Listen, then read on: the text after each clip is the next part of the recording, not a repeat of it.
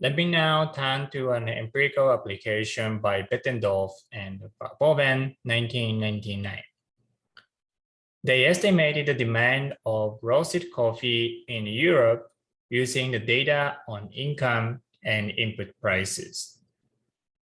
They have data on average price and quantity sold for roasted coffee in year T.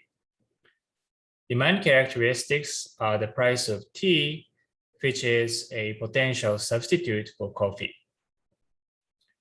They have price of other goods, which is consumer price index they use to normalize other price-related variables. They also have income per capita and season dummies. The authors use the price of coffee beans and the wage rate for the food sector as supply shifters to recover demand slope parameter.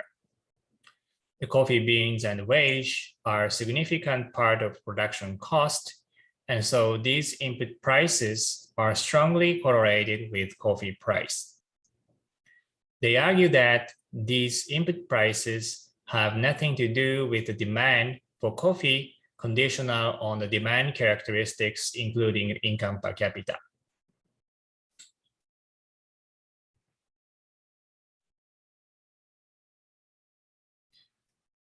Let us take a look at linear specification of their model.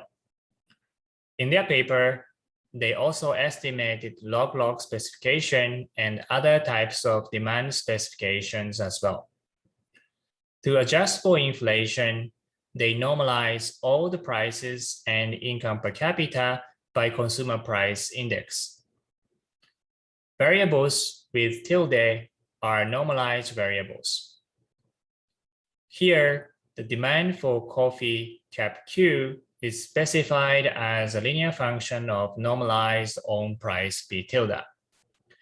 3 season dummies, normalized price of tea, normalized income per capita, and everything else unobserved to the literature is summarized by the unobservable U.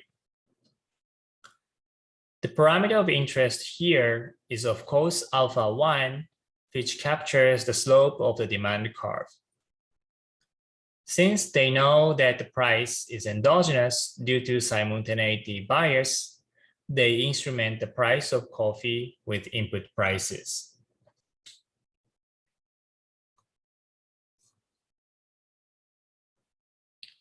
Here is the result from the second stage of two-stage least square estimate. They found that the demand slope is negative such that the demand is downward sloping. The estimated coefficient is greater than 3 standard errors, meaning that the estimate is statistically significant at 1% level. We will talk more about why they wanted to estimate the demand curve next week.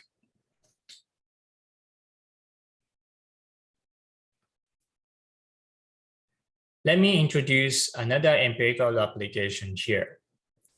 Genesov and Mullin 1998 used data from East Coast cane sugar refining industry and estimated the demand for refined sugar. Sugar is used as an input for fruit canning, which makes sugar complementary to fruit. High demand season for fruit and therefore for sugar starts in May and lasts until September. Therefore, they estimate the demand for high and low season separately.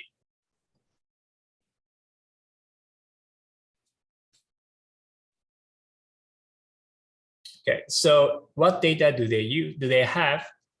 They have data on the price and the quantity of refined sugar. Demand characteristics are seasonal dummy. Candidate instruments are the price of raw sugar and Cuban imports, which is the quantity of raw sugar imported to the US from Cuba.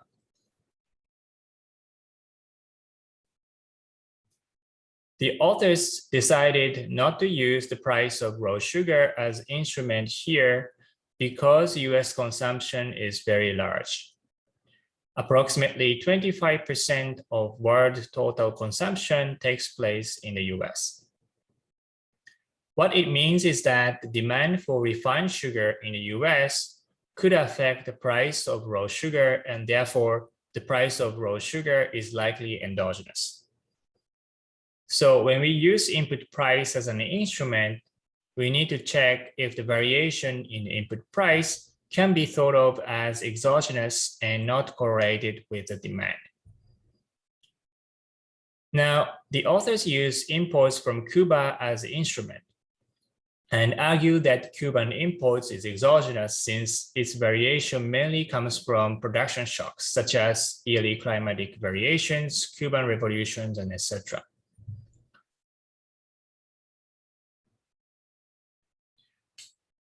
The authors estimate the linear demand and log linear demand. They also estimated the demand under different specifications, but the results are fairly comparable across different specifications. Now, consistent with intuition, they found that the demand is elastic in low season, while the demand is less elastic in high seasons. The upper panel shows the estimation results for low season, and the lower panel shows the results for high season. Note that the interpretation of alpha and beta coefficients across the linear and log linear specifications are not the same. In particular, the slope coefficient beta has elasticity interpretation here for log linear specification, but not for the linear specification. Anyways, they found that the slope is flatter in high season, meaning that the demand is more elastic in high season. 1% increase in the price is associated with 2% reduction in quantity demanded in low season, while the same change is associated with 1% reduction in the quantity demanded in high season.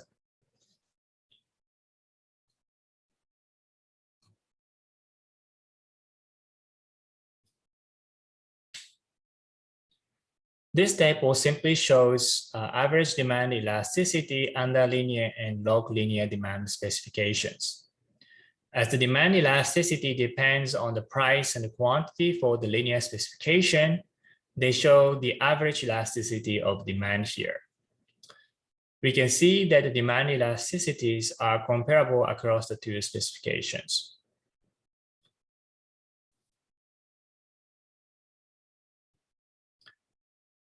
Today, we learned how to estimate the demand for homogeneous product using the instrumental variable that affects only supply side, and so some empirical applications of the approach.